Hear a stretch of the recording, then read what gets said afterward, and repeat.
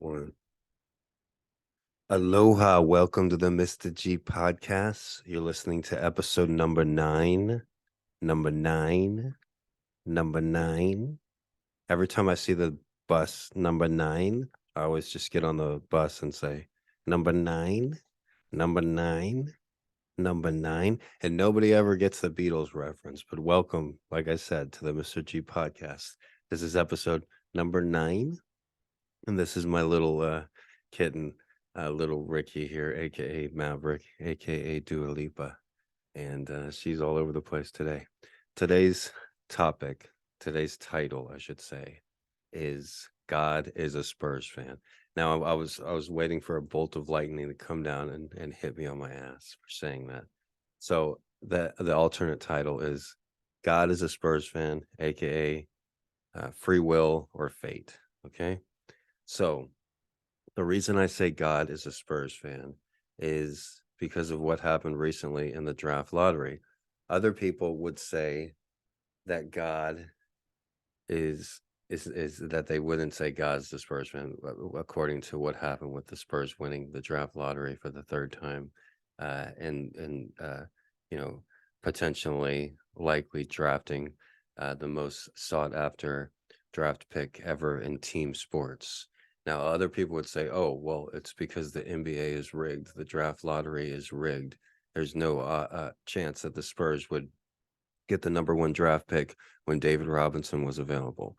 What are the odds that they'd get the number 1 draft pick 9 years later when Tim Duncan was available?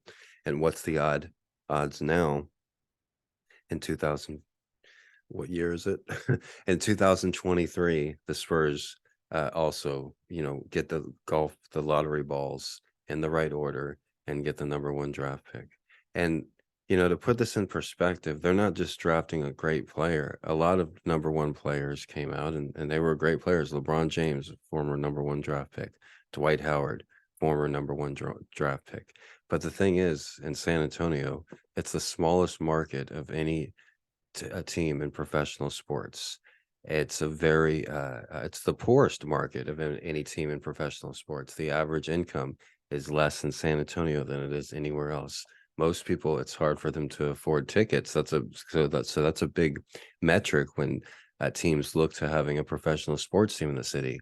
Will the city be able to support the professional sports team? Here in Hawaii, there are no professional sports teams because there's a huge population of people that don't have money, so we can't afford a professional sports team. San Antonio, the Spurs, there were some talks about them leaving at times because of financial matters. But to come from the smallest market in sports, and it's also the most religious city in the United States, probably. The majority of San Antonio and South Texas is poor churches on every corner, little Mexican restaurants in every corner, but they also have Spurs flags in every window too. So that sense of community and it being such a small market. Also, like I said, a lot of players are drafted number 1, like LeBron James, great basketball player, but not somebody I'd like to cheer for, especially for 20 years. Not somebody that I'd put my heart into and like and be he's a great person and he's matured over the years, but especially the young LeBron James, I wouldn't want him to represent me and my city where I'm from. Who I would much rather have Tim Duncan, a class act professional player. When LeBron James scores a dunk, he's literally banging his chest, screaming like, ah, like his whole career just in his face. One time Michael Jordan was sitting courtside and there's the infamous dunk, the breakaway dunk that LeBron James had, and he stares down Michael Jordan. Like somebody on the Spurs wouldn't ever do that. You'd never see Tim Duncan stare down Michael Jordan while Michael Jordan is sitting courtside. And the same with David Robinson. These are class act players, professional players. And it's not like they're like not cool. They're classy professionals, and you look at the player coming up, Wemby, and Victor Wembanyama, aka Wemby. He's fits the exact mold as Tim Duncan, David Robinson, 7 foot plus tall player, but also their personality, their character, very laid back, not like you can celebrate a little bit on the court, but not like in your face cocky, not arrogant, not a diva, And despite that, not being a diva, Wemby, if you look at, behind the scenes videos, for years, he's been a professional basketball player in France since he was 14 or 15 years old. And he's had, availability of the world's best trainers and nutritionists. And so his body has and his diet has been monitored and regulated. And he's been living a professional type life, I should say, a very affluent type life, eating at the finest French restaurants, being carpooled in limousines everywhere.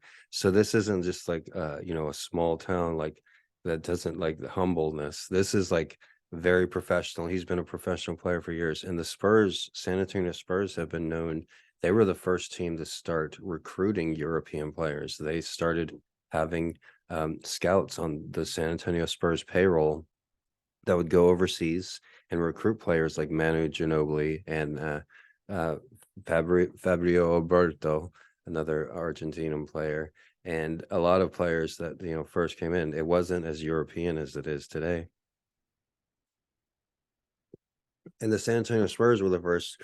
Tony Parker, Boris Dio, of course, but they were the first to draft these foreign players and to give them a shot in the NBA. And so for Wemby to not only be 7 feet tall, not only be to one of the number one 7 foot tall draft pick of the last 30, 40 years, but also his character fits like so well with the San Antonio Spurs, just as well as Tim Duncan fit with the San Antonio Spurs, just as well as Manu Ginobili fit with the San Antonio Spurs, just as well as Tony Parker, and of course David Robinson, the first, who was drafted all the way back in 1987. So, like I said, the Spurs have the highest winning percentage of all sports. They drafted David Robinson in 87. His rookie year was in 1989 because he had to finish 2 years in the Navy. So in 1989, they had a 56-win season, the biggest turnaround in NBA sports. And I recently found out that record was only broken when Tim Duncan was drafted, and the Spurs had to tank the previous season. And then Tim Duncan, his rookie year, also Spurs had the best record, the best turnaround in professional sports. Tim Duncan won his championship in 1999 in his second season. It was a great time. And to beat that mold in sports, the Spurs are known as a championship team, but before 1999, you would never have thought they were a championship team. And before 1989, before they drafted David Robinson, the Spurs were like a joke. They were like the Sacramento Kings or the Atlanta Hawks. If you're like, oh, the Spurs are going to be a dynasty and win 5 championships, people would laugh at you. It'd be like, oh yeah, the Atlanta Hawks, they're going to be known as one of the best teams in sports. They're going to win championships and go to the playoffs every year. Like, no way. Or the Sacramento Kings. You could say that with just about any team in the NBA because the championships go to the same teams generally. And the same story was true with the Miami Heat until Dwayne Wade had his incredible playoff run in 2006. There needs to be like something to turn the tide. In basketball, it's so mental. Like you look at a free throw, it's the easiest thing. You're sitting there by yourself. You don't even need to jump. You just take the ball and put it in.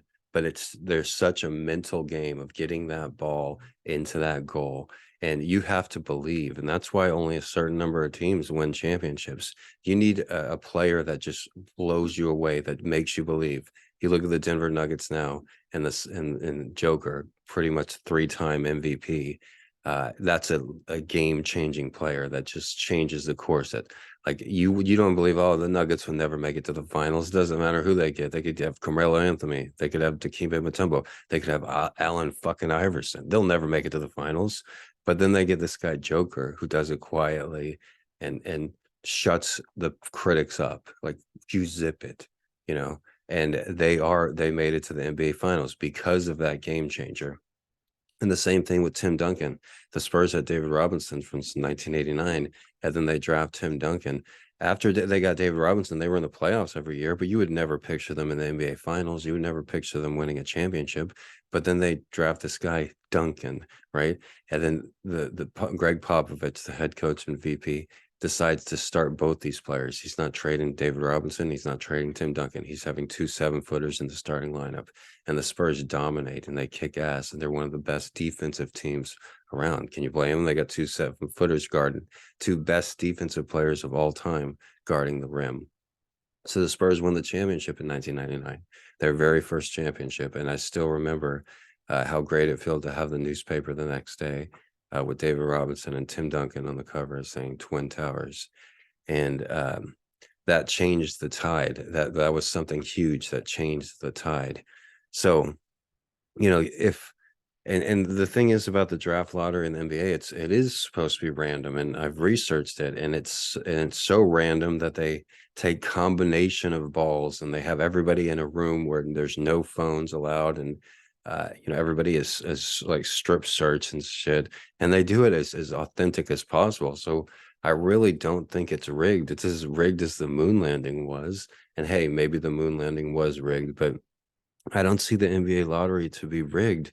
And so I think to myself, how is this possible that, the San Antonio Spurs win the draft lottery in 1987? They draft David Robinson, just the nicest guy ever. The best philanthropist has given millions and billions of his money to charity and has always been a class act and has never had a dark spot on the court or off the court. And then you have Tim Duncan in the same story, a little quieter guy and, maybe, plays like Dungeons and Dragons type, but still always a class act and always a great teammate. And nobody has had anything bad to say about him off the court or on the court. And you look at Victor Wemby coming up, and Wemby, it just seems even better than the other two and even cooler than David Robinson and Tim Duncan. Like Wemby is smooth. Like when I say James Bond is a 7'5" player, like he's a smooth French guy. He just happens to be 7'5", and it's hard to take your eyes off of him. I've seen people in the comments and people that don't even like basketball, but they watch this guy Wemby, and he's a specimen. And it's not like a freak. Like you're not like at a freak show in the 1930s, like looking at the bearded lady or something. You're like looking at him in awe, like how graceful and how beautiful the human body can possibly be with the right chromosomes and the right eggs. He just hit the gene lottery, and he's a 7'5" player, but you would never picture him 7'5" because he's well proportioned and everything. Wow, I'm sounding like I really got a thing for this Wimby guy, huh?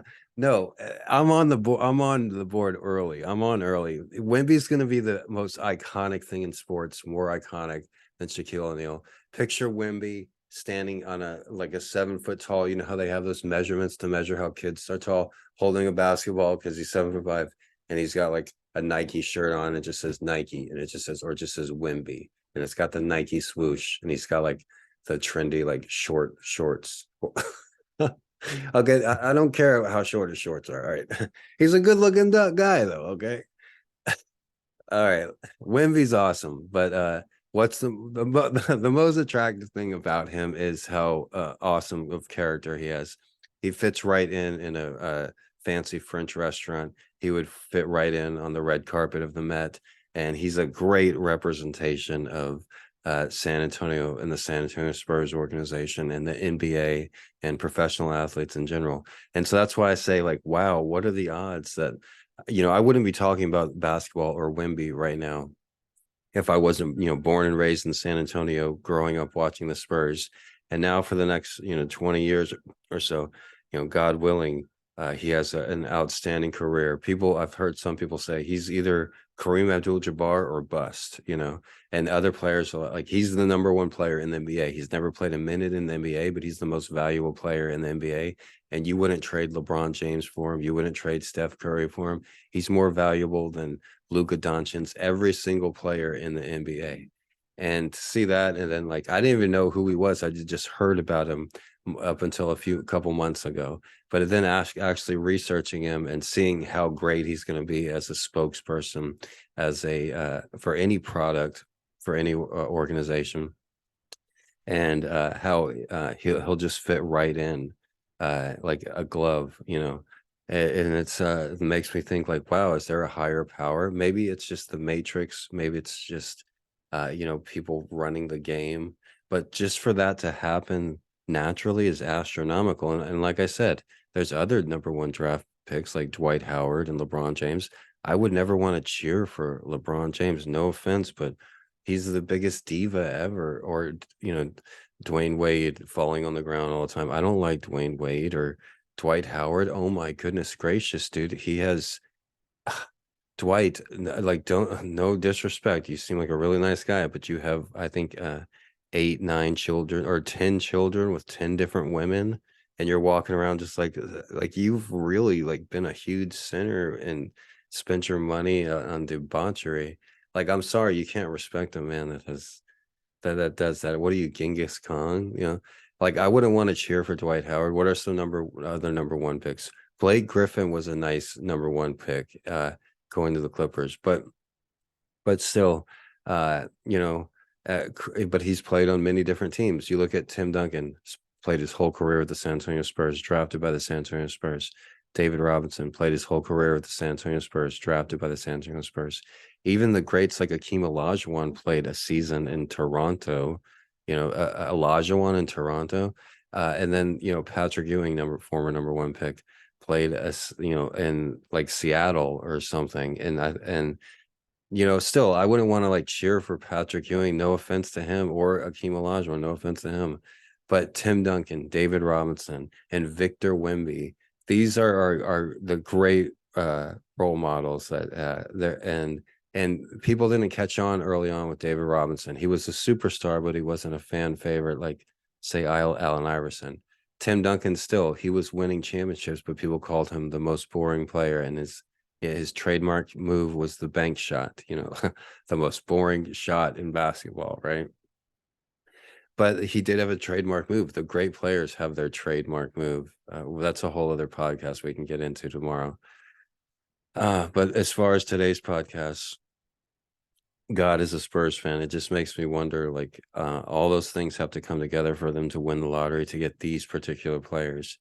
And there's no better place for Wemby to end up if he was drafted by even in New York or Los Angeles. Like, there's no better place than San Antonio. Like, you look at their history with number one draft picks and also their history with foreign players, and their head coach, Greg Popovich. So it makes me wonder. But then you ask, is there fate or free will? Is everything going to happen supposedly? Like, was Wemby meant to do this? Like, has it been written? Because I believe in free will, and there must be a combination of both, I believe. I also believe in time travelers too. How does that interact with free will? They've proven recently with quantum mechanics that there are different timelines, and with quantum entanglement, which won the Pulitzer Prize, it proves that what you do here has an effect in a galaxy far, far away on a planet. So everything, and you can be two places at once.